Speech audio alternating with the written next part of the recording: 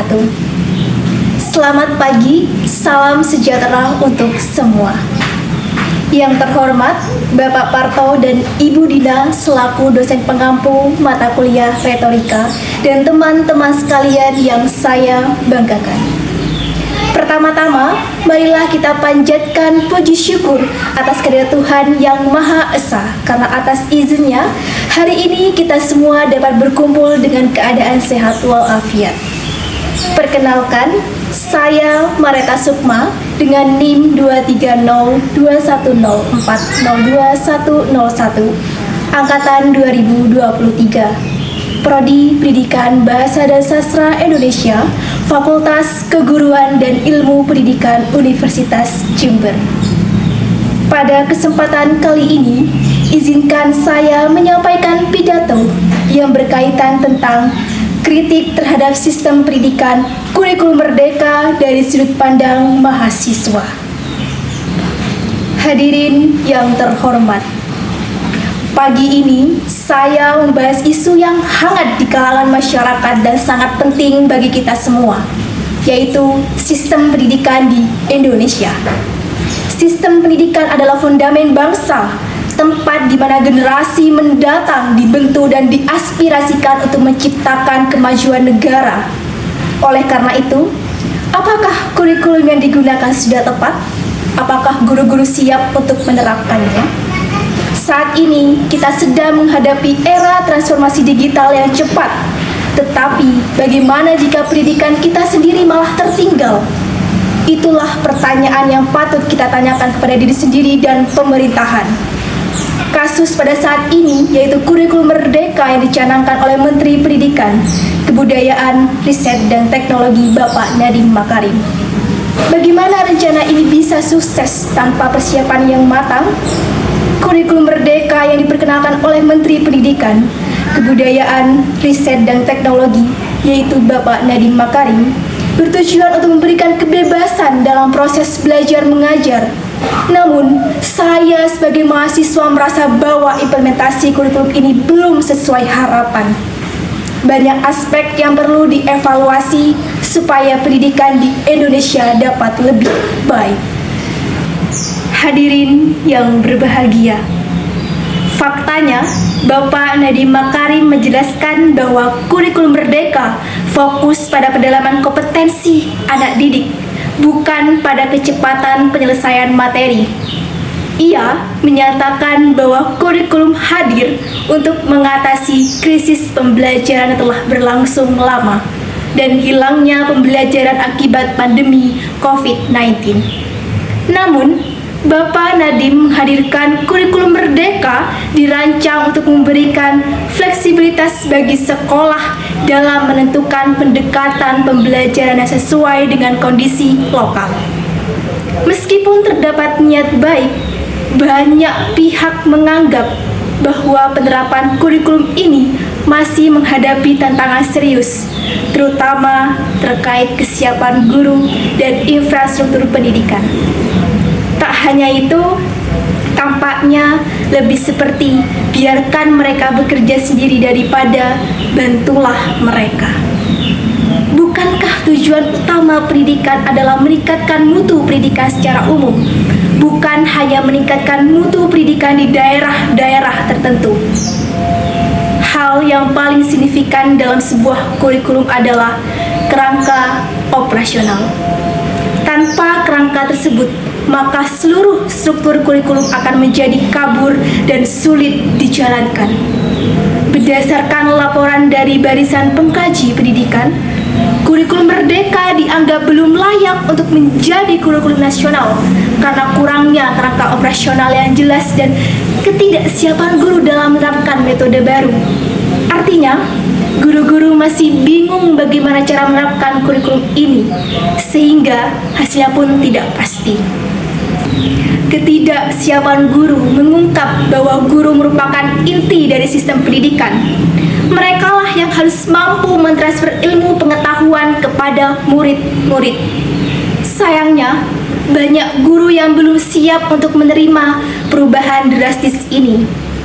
Pelatihan yang disampaikan oleh pemerintah masih terkesan minim dan tidak lengkap.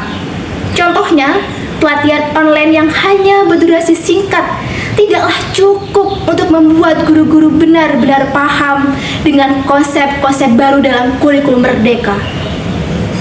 Infrastruktur pendidikan bahkan menjadi faktor lainnya pada kurikulum merdeka. Faktanya, sekolah-sekolah di pelosok desa tentu tidak memiliki fasilitas yang sama dengan sekolah-sekolah di perkotaan.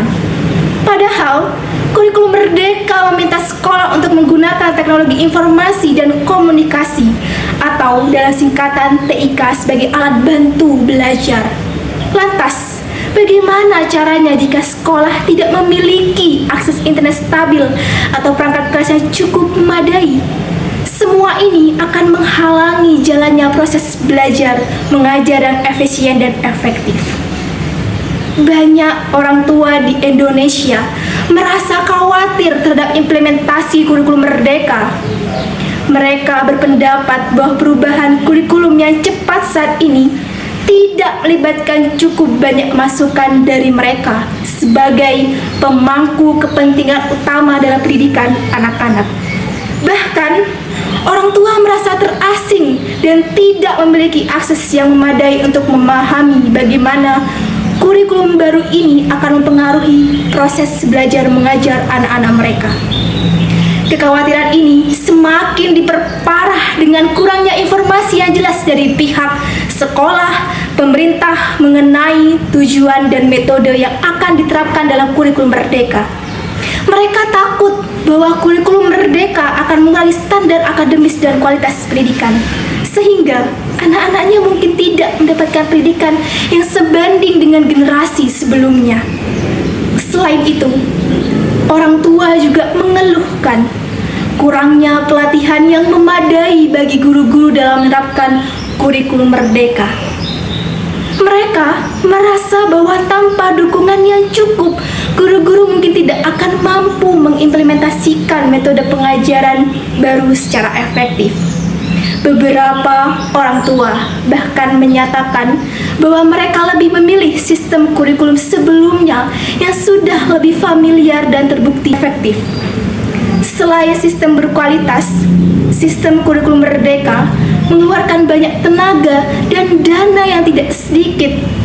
Dalam pandangan mereka, ketidakpastian ini menciptakan kecemasan tentang masa depan pendidikan anak-anak mereka dan apakah mereka akan siap menghadapi tantangan di dunia ini yang semakin kompetitif. Hadirin yang berbahagia, sebagai mahasiswa, saya merasakan dampak langsung dari kebijakan kurikulum merdeka. Banyak di antara kalangan masyarakat merasa bahwa kurikulum merdeka tidak sepenuhnya memenuhi kebutuhan pendidikan yang relevan dengan tantangan zaman.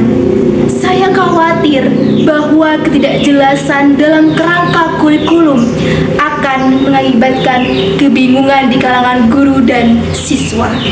Selain itu, saya juga merasa bahwa pelatihan bagi guru belum cukup intensif untuk menerapkan metode pembelajaran berbasis proyek yang menjadi salah satu fokus utama kurikulum merdeka saat ini.